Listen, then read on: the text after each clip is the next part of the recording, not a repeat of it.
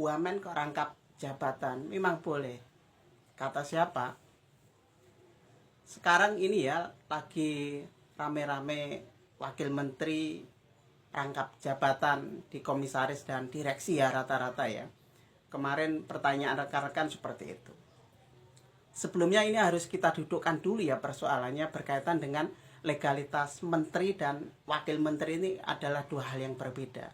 Kenapa saya mengatakan seperti itu? Kalau legalitas menteri atau kementerian negara itu jelas pasca amandemen 1 dan 3 ya, pasal 17 konstitusi itu kemudian diturunkan Undang-Undang Kementerian Negara 39 2008 kemudian direvisi 61 tahun 2024 itu sudah clear. Lalu pertanyaannya, kalau posisi dan legalitas wakil menteri itu ada di mana? Memang di dalam Undang-Undang Kementerian Negara pasal 10 itu memang debatable ya. Apalagi setelah mendapat putusan Mahkamah Konstitusi nomor 79 tahun 2011 yang sudah diputus 5 Juni tahun 2012. Di situ makin legalitas wakil menteri itu makin jelas dan wakil menteri itu makin memiliki posisi dalam ketatanegaraan kita.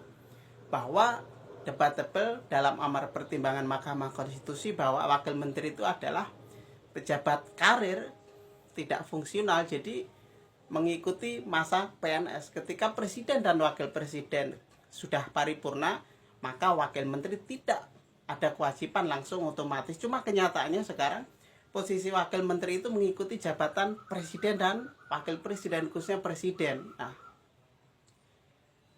kalau posisi menteri dan wakil menteri atribusi secara regulasi aturan ini berbeda, tentunya implikasi berkaitan dengan tugas dan wewenang jelas pasti berbeda.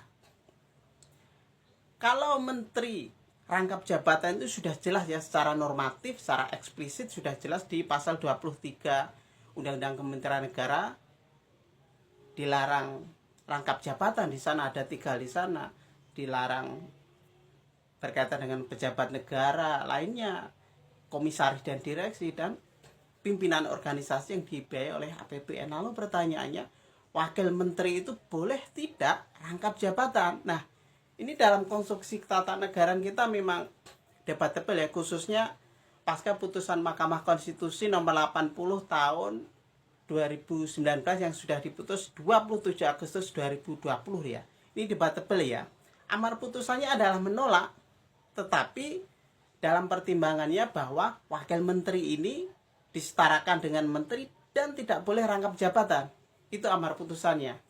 Maka pemerintah dalam hal ini adalah presiden, kalau aku cermati adalah mengambil celah. Tidak ada larangan secara spesifik dalam Undang-Undang Kementerian Negara. Betul, putusan Mahkamah Konstitusi ada celahnya. Betul, iya.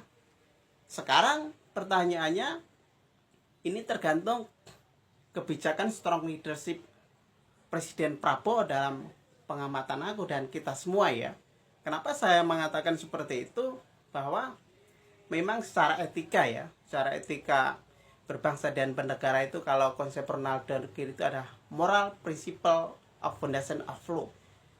Kalau aturan secara regulasi secara eksplisit dan normatif tidak ada, maka jangan rame-rame mencari celah kemudian rame-rame itu dijadikan normalisasi, kewajaran, dan dianggap itu tidak ada aturannya. Lalu pertanyaannya, pasca reformasi, masih ingat ya rekan-rekan, TAP MPR nomor 6 tahun 2001 berkaitan dengan etika kehidupan berbangsa dan bernegara. Nah, di situ harusnya dicermati bersama. Makanya ini bergantung Presiden Prabowo. Kalau dalam pandangan aku, kalau memang dilarang ya sudah, fokus wakil menteri linear dengan menteri dan linear dengan visi misi presiden. Kalau diizinkan, kualitas dan tolak ukurnya harus sesuai dengan wakil menteri. Bayangkan ada 30 wakil menteri sekarang rangkap jabatan komisaris dan direksi di sana. Nah, ini menjadi PR bersama khususnya Presiden Prabowo untuk tegas dan tetap pada tupoksi strong leadership itu sendiri. Terima kasih.